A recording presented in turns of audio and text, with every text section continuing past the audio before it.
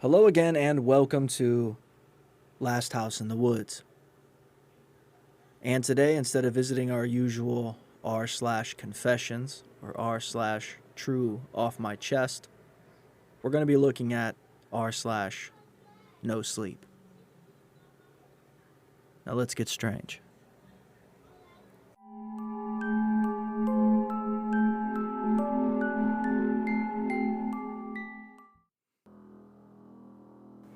I did a bad thing, but I don't deserve this. My husband is an executive at a thriving advertising agency, so it's not like we needed the money. I do it purely for fun. I don't have any kids, so I need something to fill my days. I'm what you would call a porch pirate. I get a total buzz taking other people's packages and then tearing off in my white BMW. It's a huge adrenaline rush ripping open the cardboard packaging, wondering what's inside. I've taken everything from a slow cooker to the top of the range laptop. I guess it's stealing, but I tell myself they'll get a refund, so I'm not hurting anyone. Until now, that is. See, there's this guy who lives directly opposite us. His house is the best on the block. He keeps himself to himself. I've only ever spoken to him once in the 5 years we've lived here, and that was only small talk about the weather, which he dully ignored. He's a bit creepy with cold, empty eyes, and has a strange demeanor about him. We call him the Collector, because he has packages delivered most days. Many have exotic-looking postage stamps suggesting the packages are from all over the globe. I've wanted to get my hands on one of his deliveries for as long as I can remember. I've even fantasized about it, picturing myself with a broad grin as I tear it open. Until now, it had remained a fantasy. The Collector has a doorbell camera that has prevented me from getting my hands on his stuff. A few minutes ago, I saw him cuss as he removed the rechargeable battery and then hurled it in the air before driving off. I figured he had gone to the store to get a new one. Wouldn't you know it, a mere moments after he left, a package was plonked on his porch by a guy who looked like he had just swallowed a wasp nest.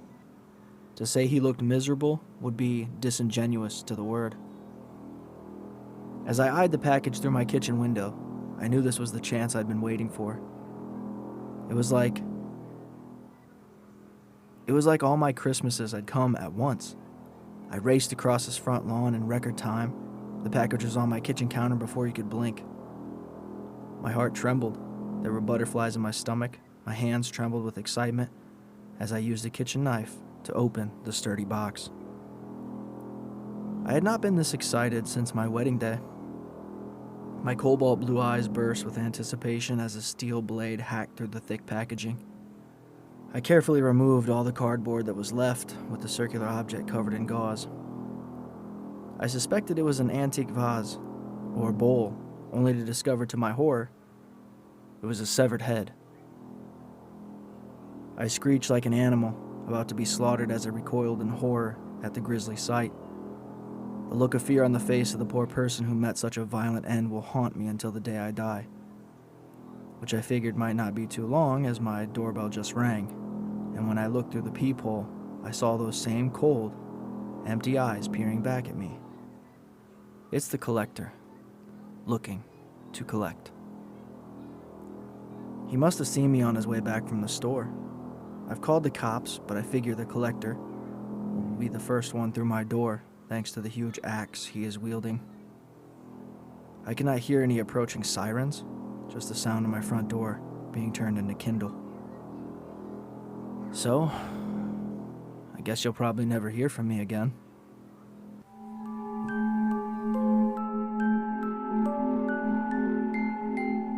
My neighbor keeps looking into my window. When I say looking, I don't mean looking around or snooping. I mean he stands there, motionless, almost like he's staring at nothing. It creeps me out so much. He's in his 50s, I believe. He and his wife have always been really good to my parents and I I used to see him outside walking his dogs a lot too. There was even a time he let us go down into his storm cellar during a tornado watch. But a few months ago, we stopped seeing his wife. He explained to us that she had become really sick and had to lie in bed because she couldn't walk. After that, his friendly demeanor started to slip away. That's when he started looking into my window. The first time I noticed it, I had just woken up at 6 a.m. to get ready for school. I opened the blinds so my room would have light after school, like I always do, and there he was. He looked awful, like the energy had been sucked out of him. I initially became very scared and hurriedly shut my blinds and ran out to the side of our house by my window, but he was gone. He wasn't there when I went back either. After he did it again the next day, I told my parents. They went, talked to him, but according to them, he denied everything and told them that he was preoccupied with taking care of his wife. I began sleeping on the couch, but every morning I went and checked my window and saw him there, until one day, it just stopped. A few days went by and I saw him there again. He looked even worse now, and he was mumbling something under his breath. He had dropped a ton of weight too. Later that day when I got home from school, I walked to our house and saw him standing outside my window, banging his head repeatedly on the glass. I yelled and he turned towards me. His forehead was bloody and bruised. My parents had been at work all day, so God knows how long he had been there. He ran to his front door and slammed it shut behind him. I walked to my window and was met with the sight of red, curly hair tied around the neck of a dead, eyeless mouse on the ground. A circle of white powder surrounded it. I think the hair was his wife's. She's the only person I know with red hair like that. I cleaned the blood off my glass and told my parents, but they still don't believe me. Should I investigate his house or even call the cops?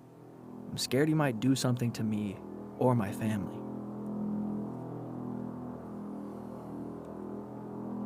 Today I watched for him to leave his house to walk his dogs. I hopped our fence in the back and walked through the doggy door he uses for the Dalmatian. His house was completely wrecked. Rotten fruit lay infested with flies and mold, dirty dishes piled up in the sink. A dried, blood-like substance covered the base of his walls. I went into the master bedroom and saw his wife, or what was left of her, lying in bed. Her red hair was gone and covered the sheets around her. Her eyes had been gouged out and her skin was sunken in. The only way I knew she was alive was because of the deep, raspy noise she made while breathing. I turned around in shock, and that's when I saw his wall. Pictures of me covered the entry of his wall. Pictures of my empty room, pictures of me opening my blinds in the morning, but weirdest of all, close-ups of my eyes. I got out of his house just in time. As I hopped the fence, I heard his dog barking through the back door. I have no idea what to do now. I feel so helpless.